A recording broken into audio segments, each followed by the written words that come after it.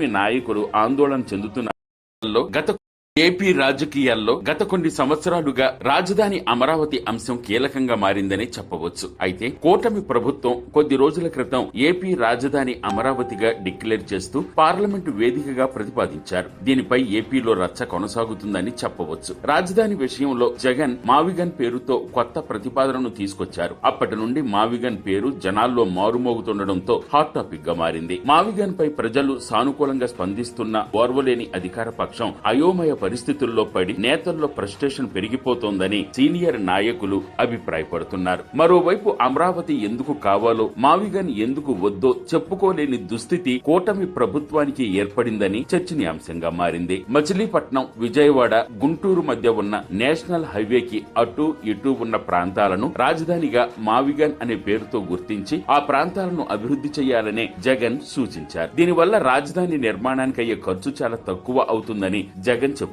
అంతేకాకుండా చంద్రబాబు నాయుడు రాజధానిగా అమరావతి పేరు చెప్పుకుని లక్షల కోట్ల ధనాన్ని దుర్వినియోగం చేస్తున్నారని ఆరోపించారు. ఇది గుర్తించిన ప్రజలు జగన్ కు సపోర్ట్ చేయడంతో కూటమి నాయకులు ఆందోళన చెందుతున్నారని తెలుస్తోంది. ఈ నేపథ్యంలో భాగంగానే టీడీపీ నాయకులు వైసీపీ నాయకులపై అక్కసును వెళ్లగక్కడమే కాకుండా దివంగత ముఖ్యమంత్రి రాజశేఖర్ రెడ్డిని కూడా తమ స్వార్థ రాజకీయాలకు వాడుకుంటున్నారని స్పష్టంగా అర్థమవుతోంది. జగన్ ప్రతిపాదించిన మావిగన్ కు సమాధానం ఇవ్వలేక టీడీపీ నాయకులు నీచ రాజకీయాలు చేస్తున్నారంటూ ప్రచారం జరుగుతోంది. రాజధాని పేరుతో కూటమి నాయకులు చేస్తున్న అరాచకాలను బయటపెడుతున్నందుకు తెలుగు తమ్ముళ్లు డైవర్షన్ కుట్రలు చేస్తున్నారని పలువురు అభిప్రాయపడుతున్నారు. ఇలాంటి పరిస్థితుల నుండి బయటపడేందుకు కూటమి ప్రభుత్వం ఎటువంటి నిర్ణయం తీసుకుంటుందో వేచి చూడాల్సిందే.